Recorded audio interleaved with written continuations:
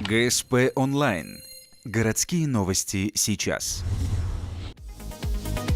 Воскресенье, 13:00. Спортивный клуб «Пауэр Ухта».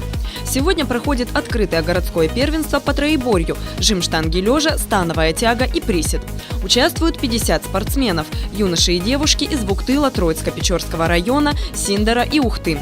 В этот раз силовые состязания проводятся для всех, от новичков до мастеров спорта. Каждый спортсмен преследует свою цель. Для некоторых это спортивный дебют. Более опытные ребята выполняют нормативы на разряды. А для остальных городской турнир служит отборочным туром на республиканские соревнования, которые пройдут в Сыктывкаре в следующем месяце. Когда видишь, ребята начинают с пустого грифа, потом виден их рост, а тренеру вдвойне приятно наблюдать за этим и видеть, как человек растет, спортсмен растет, формируется. Опять же, знаем, что он увлечен этим спортом, что он не где-то на улице болтается, а тренируется именно в зале под присмотром тренеров опытных и так далее. По итогам турнира в абсолютной категории среди мужчин ухтинцы показывают лучшие результаты.